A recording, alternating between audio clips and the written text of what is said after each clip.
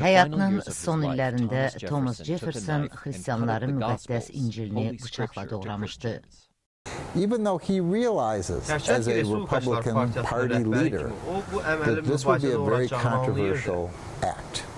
Smithsonian Muzeyinin əməkdaşı Harry Rubinstein ABŞ-ın 3-cü prezidentinin doğradığı kitabın bərpası ilə bağlı layihəyə rəhbərlik edib.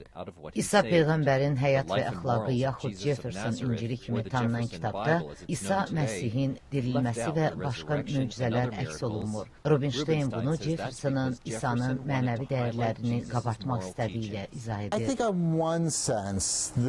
O və onun məsləkdaşları yeni dövlətin əxlaqi dəyərlərinin nədən ibarət olacağını müəyyən etmək istəyir.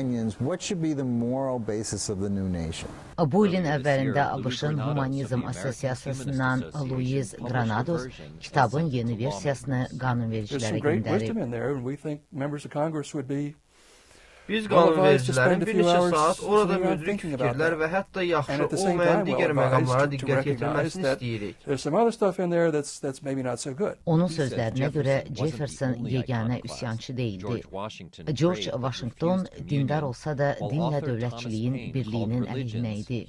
Yazıcı Thomas Paine dini insan ixtirası kimi qiymətləndirir.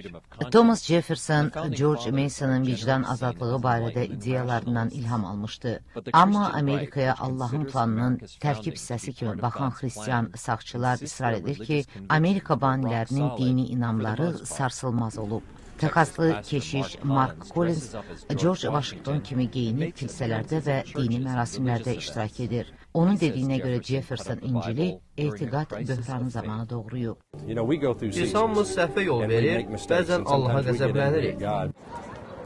Washingtonda yerləşən Jefferson memorialında hər bir insan din seçimində azad olmalıdır sözləri yazılıb. Turist Lindsay Amerikanın atalarının pluralizmə inandığını deyir. Mən onların hər bir dinə açıq olduğuna inanıram. Öz ölkələrində repressiyalardan qaçaraq məhz buna görə insanlar Amerikaya üst tutur.